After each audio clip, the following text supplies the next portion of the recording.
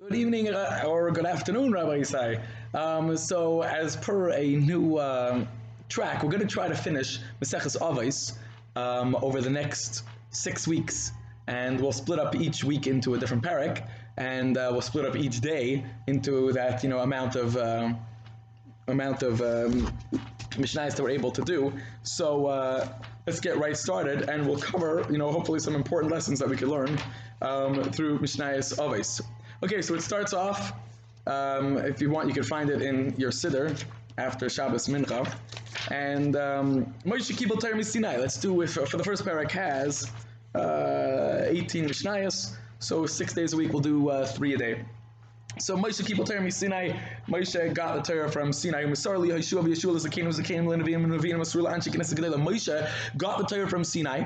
He gave it to Yehoshua, who gave it to the Nevi'im, who gave it to the Zakanim, who gave it to the Nevi'im, who gave it to the Anshe Knesset Gedolah. The Anshe Knesset Gedolah. So that just runs you all the way through till from Moshe Rabbeinu, through the Zakanim, the Nevi'im, was like the area of the first base of Mikdash, all the way till the second base of Mikdash. Anshe Knesset Gedolah runs the gamut of the second base of Mikdash, and that basically gets you till less than 2,000 years ago. And there we have the same Torah is being given over. The Torah is the same Torah that Moshe Rabbeinu got. And we have that same Torah. Now, of course, we have some machlokes in exactly how to learn that Torah. But we say that elu ve'elu divrei Elokim chayim. Every part of Torah, if you have a machlokes, so then both of you are real Torah. That's the way we understand elu ve'elu divrei Elokim chayim. I mean, there are several mahalchim to understand this, but the way we explain it is that every single person who says a pshat in Torah, that is Torah. Now, of course, you want to know how to act. Just because there's a psak, just because you hold that as the halacha, doesn't mean necessarily you're allowed to paskin with it. Just because you came out of a sugya like that, there's a concept called zaken mamre, which means that we have to go ahead and apply with practical halacha. We have to go with the roiv. There are different avenues to explain how to paskin, but in the end of the day, the minority view is still Torah, and all that is encompassed in everybody's understanding is encompassed in what Moshe received from Sinai and gave it down and is coming through the Torahs. It is the same Torah unchanged that we got person after person all the way back to Moshe Rabbeinu.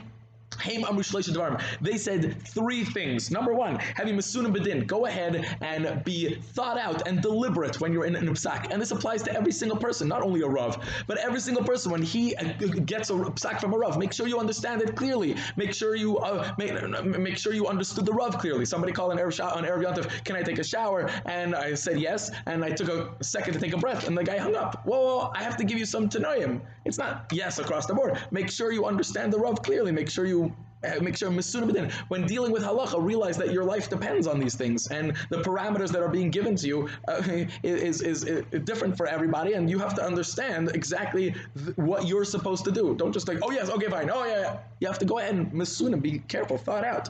The heavy do talmidim harbe, uphold many talmidim. This is of course for a rav to try to get as many talmidim, but just to support the continuity of Torah. That's the idea here. Therefore, for a person who doesn't have talmidim, his object would be to go ahead and support the continuity of Torah some other way, by supporting a yeshiva, by supporting a kailo, but also siyag l'Torah, and go ahead and create boundaries for Torah. This means go ahead and do not just follow what's the rule, but create areas that will help you keep the Torah. For example, if every time you talk to a certain person and you end up speaking Lashon Hara, so then go ahead and try to go ahead and maintain a distance from that person. Don't just keep the basic laws of the Torah, but try to keep the laws of the Torah by creating fences and boundaries so that you will be able to keep the Torah better. That's Mishnah Aleph. Mishnah Beis. Shimon HaTzadik Shimon HaTzadik was from the very end of the tail end of the Knesset of the Anshe Knesset Gedolah. Like we said, it's a group of 120 Gedolim that lived during the second base of Mikdash's time, that spanned the gamut of the second base of Mikdash. He used to say, the world stands on 3 things. Al HaTorah. And of course, we know the entire Nefesh HaChaim, Shar Dalet, goes through how if for 1 second there wasn't a person learning in the world, then the entire world would implode. Because when we learn Torah, we support the world. A person learning Torah does far more to the world than anything else. You could be nothing else would have, not kiruv, not fighter pilots, not doctors, not lawyers, not construction workers. Nothing else would count and would help at all if it wasn't for the fact that we have people learning. The people learning are the ones who uphold the world at all times. And that's what Al Torah means. Al Avodah. Avodah is the Avodah in the Beis Hamikdash, and nowadays that we don't have the Avodah in the Beis Hamikdash, it is upheld by those who learn kachim and al-gemilas chasadim and on kindness. There's a Gemara in Soita that the Torah starts with kindness, it ends with kindness. That's the entire concept. And we have kindness is one of the bedrocks, as it states in this Mishnah, of the Jewish faith. And Gimel Antignas Ish Soicha Kibu Mishimon Tzaddik, he got it from Simon Tzaddik. This is the same Torah that gets passed down. Do not serve Hashem on condition to get reward for it. Try to serve Hashem on condition not to get reward. In other words, we're not doing this for reward, not for reward on this world and not for reward in the next world. That would be the best. The concept is you have to serve Hashem for serving Hashem. Now this is a very high madrega to get to. What you have to do is you have to internalize in yourself how much we get from Hashem and how Hashem is so kind to us. Now, of course, if one's only relationship with Hashem is once a year on Rosh Hashanah, so then why should I do something for God? I mean, what does He ever do for me? But if you have to go ahead and bring this into yourself, how much you get from God is a very high madrega to reach. But your madrega should be that Hashem is my Father whom I love, or my husband, or my wife, somebody I want to do something for, just to do it for them. That should be the fight. That should be the ultimate madrega that a person gets to.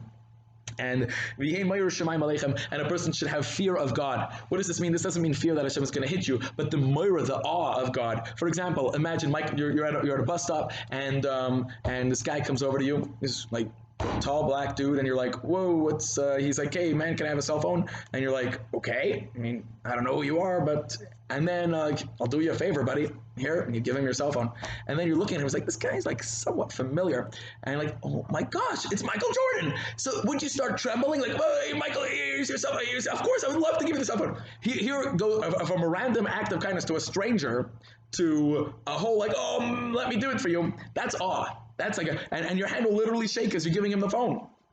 For those who want a different Moshe, you say Rechaim Kanievsky, you're giving over the phone to Rechaim Kanievsky. So your hands will shake if he asks you, you're walking in the street, this guy with a beard comes over to you and says, excuse me, sir, do you have a cell phone? Okay, no problem. Just what are you, some Mashalach or something? And they're like, hey, I recognize you from the pictures. Kuba's here. You're Rechaim. So you'd be shaking if you give them the phone. Why? Because that's awe. That's the way we should have awe of Hashem in our lives at all times. And that's the concept of the Mishnah. Again, everybody say have a great day, and hopefully we'll continue tomorrow.